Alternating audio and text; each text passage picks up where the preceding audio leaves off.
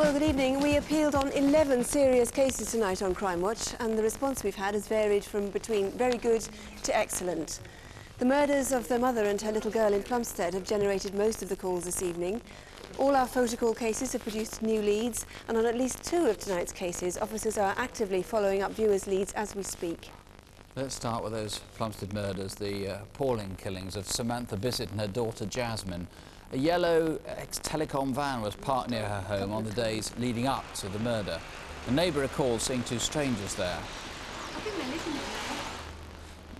Now, we appealed to those people who had that yellow van, who obviously knew Samantha, to come forward. They haven't so far, Mr. Banks, but what you have had is dozens of people who've seen yellow ex-telecom vans, which you're not really interested in. That's right, all over the country, but we really want the person who was a van driver to contact us. But we've got several hundred phone calls to say that there's vans in various parts of the country. Now, you obviously wanted names. How many have you got? It's a very, very difficult one, this, because you've got a clinical psychologist profile of the guy, but really no descriptions. Yeah. We've had about 5 or 6 names put forward, but I still feel that there's somebody that would like to meet me and talk to me in confidence and tell me who they believe has done it. But you've got 5 or 6 names you've now got to action. Yes, that would entail a lot of work, and obviously we'll give it our best attention. Now, Paul Britton, you did the profile of this man. Yes. You suspected that he might call you, might want to get in contact with you. Do you still think there's a possibility of that? Yes, I do. Now, I don't know his name, I don't know his address, but I do understand some aspects of the way that he feels. I understand the contentment and the excitement that he got from the way that he left both Samantha and Jasmine. Sometimes he may recognise that what he's done just can't go on, and I'd like him to telephone and tell me about it. OK, Paul. Well, we'll give a local incident room number later on. So. Well, our next appeal was for your help in tracing the armed gang who robbed a post office van in Burnley. I was looking at the shotgun the whole time. Couldn't take my eyes off it. There was absolutely no point to that shooting and absolutely no need for it. Mr. Thornley, you've had a good description of the man with the flat cap on who took part in the robbery.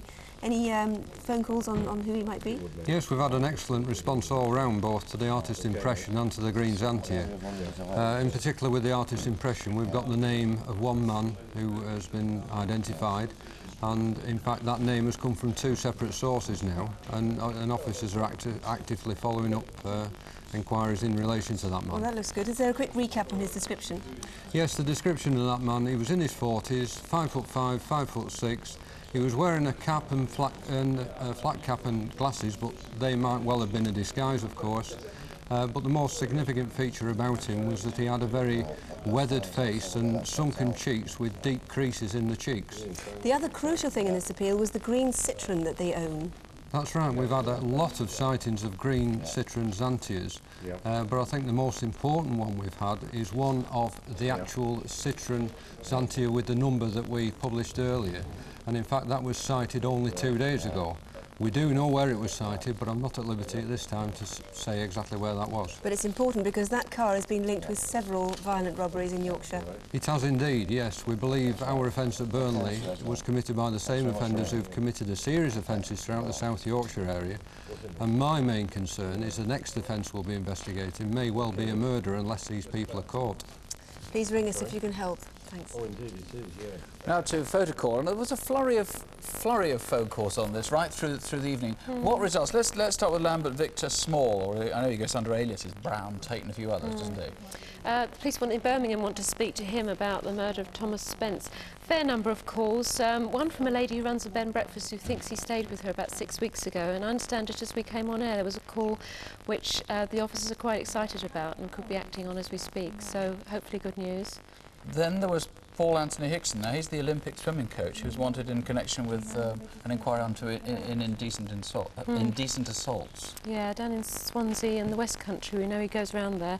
Quite a few calls, again mainly sightings, and in fact one today in the West Country area. We think it's possible he may have left the country as a sighting in Ireland, but what we really want to know is where is he right now. Please call us if you know. John Baldock, anything on him? The guy I wanted to talk to about the 50 pensioners who've lost some money. About a dozen calls so far, mostly sightings again, and some giving some background. One call in particular does look very positive, and I know that is being followed up right now, so more news next month. Thanks, Jackie. Well, next we asked if you could help to shed any light on the murder of Paul Logan. Paul worked as a delivery driver for a Chinese restaurant near Consett, County Durham. On the night of the 23rd of December, somebody called Paul out to a remote country farm with a fictitious order. It was there that Paul's body was found. He'd been killed by a heavy blow to the head. Well, David Wilson, have you, first of all, any suggestions as to who the man in the phone box might be? We have not. Certainly this evening we received a large number of calls nominating people from the Photofit. And we've also received a number of calls connecting nominations of the Photofit with men with the red XR2s. Could we have his description again? Yes, he's white, in his early 30s, muscular build, 6 foot tall, of a scruffy appearance with shoulder-length dark hair and wearing a black leather jacket. As you say, you need to connect him with a red Ford Fiesta. Then an orange Astra was seen by Blue House Farm where Paul was killed. Yes, as I said earlier, this Astra motor car was seen at the time of the killing, parked about 150 yards away in a dirt track. The people in this vehicle, for whatever reason, may not wish to come forward. They may have nothing to do with the killing. They may not, but for whatever reason, they may not wish to come forward, and I offer them total confidence, and they will not be identified. There was one other vehicle that we didn't have time to mention before. That was a blue Bedford van seen 3 weeks before the murder. Yes, on the 3rd of December, about 8 p.m, 2 men, again fitting the description of the 2 men outside the telephone kiosk on the night of the murder, were seen in that van across the road from the Chinese restaurant, acting suspiciously and appeared to be watching the drivers. We need to know who they were. We do, At the moment, yes. Mr. Wilson, thanks. A lot of calls on incident desk tonight. David, let's start with the jewellery robbery in Leeds. Yes, most of our incident rooms have been swamped, Nick. First of all, we had well over 40 calls on the Leeds ambush. We've had several names suggested for the video fit of one of the attackers that was featured, remember? And we've also had sightings of that Toyota Supra that was used in the robbery. Again, if anybody knows where that is, where that's been seen, we'd like to have them come forward. And also jewellery offered for sale. Jewellery offered for sale that people are ringing about that might have come from the raid. Now, just before we came on air, you were taking a call yourself on the indecent assaults in supermarkets in Kent, and you said that call sounded really very promising indeed. Yes, it does. It's a call from out of the area, out of the Kent area, but it has definite links with Kent that would lead us to believe that there's a lot attached to what the caller had to say. There's certainly a very promising line of inquiry there. Well, I have to say, we've had well over 60 calls here in the incident room, so much so that people have thought that the incident room has not been working. They are working, and flat out, in fact. That's right. The armed robberies in Southampton and in Hungerford.